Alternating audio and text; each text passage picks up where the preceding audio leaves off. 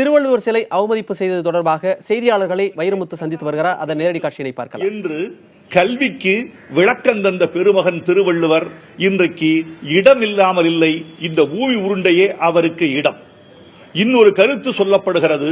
திருவள்ளுவர் தலித் என்பதற்காக அந்த இடத்தில் அவர் அனுமதிக்கப்படவில்லை என்று சொல்லப்படுகிறது. இந்த கூற்றை நாங்கள் வன்மையாக மறுக்கிறோம்.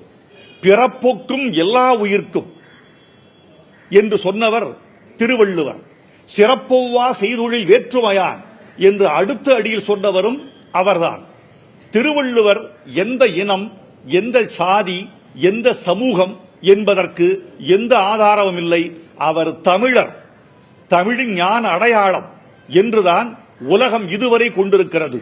ஒருவேளை திருவள்ளுவர் தலித் என்று ஒப்புக்கொள்ளப்பட்டால், தலித் என்று மெய்ப்பிக்கப்பட்டால், தலித் என்று சான்று இருந்தால், அவர் தலித்தா இருப்பதனால் தமிழர்கள் பெருமை பெறுவார்களே தவிர சிறுமைப்பட மாட்டார்கள்.